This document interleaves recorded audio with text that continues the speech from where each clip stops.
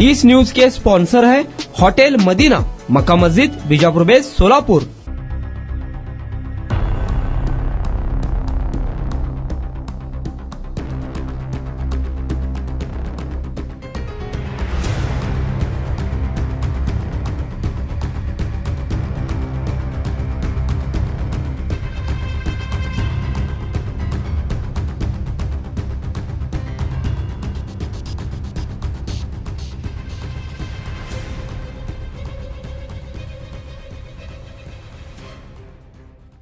सोलापूर शहराच्या झेलरोड पोलिसांच्या पथकाने एक दमदार कामगिरी केलेली आहे। जवळपास आरोपीकडून एकूण 111 मोबाईल जप्त केलेले आहेत। त्याची एकूण जी किंमत आहे 13,92,998 रुपये इतकी आहे। विशेष म्हणजे झेलरोड पोलिसांनी घेतलेल्या या पत्रकार परिषदेत पोलीस उपायुक्त विजय कबाडे, त्याचबरोबर सहाय्यक पोलीस आयुक्त विभाग 1 प्रताप पोमन आणि वरिष्ठ पोलीस निरीक्षक शिवाजी राऊत उपस्थित होते। ह्याच्यामध्ये जे मोबाईल चोरणारा आरोपी आहे फारुक महम्मद हनीफ पठाण वय 42 राहणार सिद्धेश्वर पेठ शहापूर चाळ हा एक मोबाईल शॉप चालवणारा व्यक्ती आहे। त्याच्याकडून जवळपास 111 मोबाईल या ठिकाणी जप्त केलेला आहे। आता त्यामध्ये फारुक महम्मद हनीफ पठाण हा जो आरोपी आहे त्याने जर कोणाकडून मोबाईल घेतले तर सोलापूर शहराच्या राहुल गांधी नगर झोपडपट्टी येथून डिसेंबर 25 मध्ये जे तडीपार करण्यात आलेले 2 आरोपी आहेत, गणेश उर्फ आप्पा तुकाराम बैरुणगी आणि लखन तुकाराम बैरुणगी, हे 2 तडीपार व्यक्ती आहेत। यांच्याकडून फारुक महम्मद हनीफ पठाण या मोबाईल शॉप चालकाने मोबाईल घेतलेले होते आणि ते मोबाईल आता झेलरोड पोलिसांनी हस्तगत केलेले आहे। जवळपास 111 विविध कंपन्यांचे मोबाईल आहेत। या संदर्भात पोलीस उपायुक्त विजय कबाडे यांनी अधिक माहिती दिली आहे। चला तर मग जाणून घ्या झेलरोड पोलिसांनी ही कामगिरी कशी केली आणि ही जी कामगिरी आहे वरिष्ठ अधिकाऱ्यांच्या मार्गदर्शनाखाली सहाय्यक पोलीस निरीक्षक संदीप पाटील, एमडी शेख, शरीफ शेख, गजानन कनगिरी, पोलीस हवालदार वसंत माने, धनाजी बाबर, अब्दुल वहाब शेख, त्याचबरोबर भारत गायकवाड, संतोष वायदंडे, कल्लप्पा देकाणे, युवराज गायकवाड, उमेश सावंत, इकरार जमादार, विठ्ठल जाधव आदींच्या पथकाने ही कामगिरी केलेली आहे। आज झेलरोड पोलीस स्टेशन येथील गुन्हे शोध पथक PI श्री राऊत, ACP श्री पोमन यांनी पुढाकार घेऊन गुप्त बातमीदारामार्फत बातमी काढून एक चोरीचे मोबाईल घेणारे मोबाईल दुकानदारास अटक करून त्याच्याकडून एकूण 13,52,000 रुपये किमतीचे 111 मोबाईल जप्त करण्यात आलेले आहेत। यामध्ये पुढील तपास संबंधित दुकानदारास अटक करून याच्यामध्ये त्याच्याकडे चौकशी केली असता सदरचे मोबाईल हे आपल्या सोलापूर शहर आणि पूर्ण जिल्हा हद्दीतून तडीपार आरोपी गणेश उर्फ आप्पा तुकाराम बैरुणगी आणि लखन तुकाराम बैरुणगी ह्या दोघांकडून घेतले असल्याची माहिती आहे। या दोघांनाही साधारण डिसेंबर 2025 मध्ये तडीपार करण्यात आलं होतं आणि या गुन्ह्यामध्ये त्या दोघांचा सुद्धा शोध घेण्यात येत आहे आणि त्या दोघांनाही अरेस्ट करण्यात येत आहे।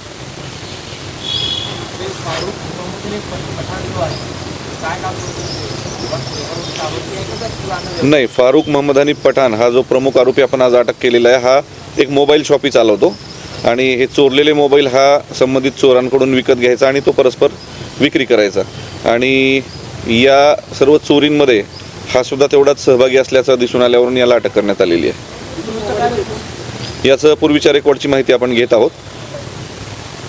बाकी 2 आरोपींचा बऱ्यापैकी पूर्वीचा रेकॉर्ड आहे आणि सध्या ते तडीपार पण आहे।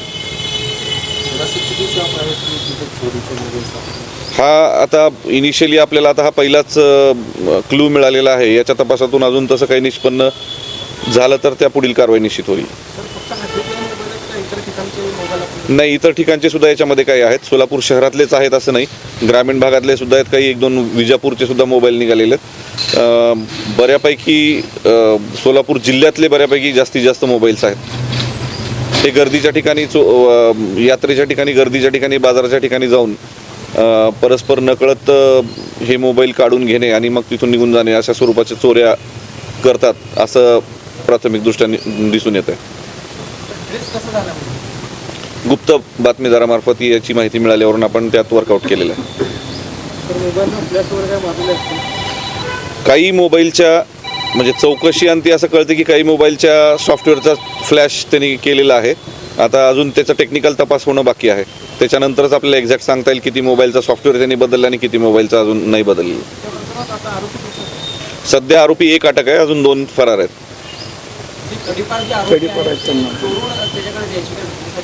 हां, तडीपारचे आरोपी हे चोरून त्याच्याकडे विक्रीसाठी द्यायचे आणि हा विक्री करायचा। सर हे ज्यांचे मोबाईल आहेत त्यांना मी प्रक्रिया कशी असणार आहे म्हणजे कसं हँडओव्हर करतात आपण? आता त्याच्या IMEI वरून आपण काही मोबाईलच्या बाबतीत आपल्याकडे गुन्हे दाखल आहेत, काही मोबाईलच्या बाबतीत आपण आता आज रिसेंटली गुन्हे दाखल केलेले आहेत. त्याच्या IMEIच्या आधारे आपण त्याच्या मालकांचा शोध घेऊन त्यांच्यापर्यंत पोहोचून मग त्यांना ते हँडओव्हर करण्यात येतील.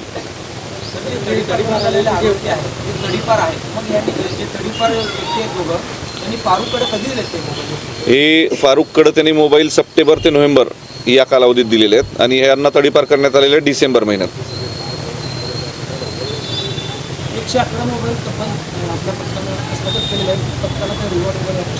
निश्चित या पथकाला रिवॉर्ड देण्यासंदर्भात मी माननीय पोलीस आयुक्त सोलापूर शहर यांना आजच तसा अहवाल त्यांच्याकडे सादर करत आहे. नाही, हे मोबाईल हे जे विकत घेतलेले आहेत हे साधारण सप्टेंबर, ऑक्टोबर आणि नोव्हेंबर या 3 महिन्यात विकत घेतलेले आहेत आणि हे आरोपी तडीपार डिसेंबरमध्ये झालेले आहेत. त्याच्यामुळं तसं तर काही अजून निदर्शनास आलेलं नाही. जर तसं निदर्शनास आलं की ह्याच्यामधला कुठला मोबाईल नंतर या लोकांनी यांच्याकडे दिलेला आहे आणि इथं त्यांचं लोकेशन असेल तर निश्चित त्याच्यामध्ये मुंबई पोलीस कायदा कलम 142 नुसार वेगळा गुन्हा पण दाखल करण्यात येईल.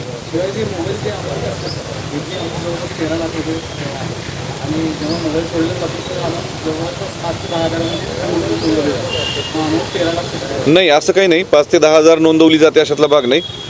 मोबाईल धारक जी रक्कम सांगेल त्यानुसार आपण गुन्हा दाखल करतो आणि अदरवाईज आपण ॲव्हरेज 10,000 रुपये म्हणजे ज्याच्यामध्ये अजून गुन्हा पण दाखल नाही किंवा ज्याच्या मालकाचा आपण अजून ॲड्रेस कन्फर्म नाही किंवा मालक अजून निष्पन्न केलेले नाहीत अशा गुन्ह्यात आपण ॲव्हरेज 10,000 रुपये असे पकडतो.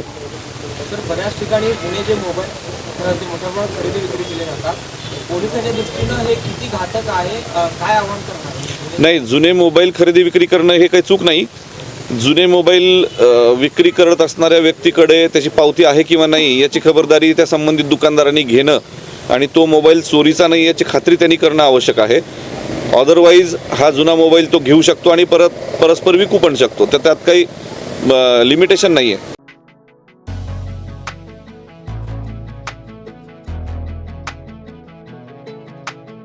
होटल मदीना, एक बार खाओगे तो बार बार आओगे। खास रविवार के दिन सूफियानी बिरयानी और खास जुमा के दिन स्पेशल दालचा खाना, साथ में कद्दू की खीर और शीरखुरमा। हमारे यहाँ मटन दम बिरयानी, चिकन दम बिरयानी, कोफ्ता, अचार, मटन चाप, मटन मसाला, स्पेशल खीमा बिल्कुल ही कम दामों में मिलेगा। हमारा पता मक्का मस्जिद के सामने, बीजापुर बेस, सोलापुर। खास सुबह में लजीज तहारी और पाया भी मिलेगा। प्रोप्राइटर अजहर पटेल।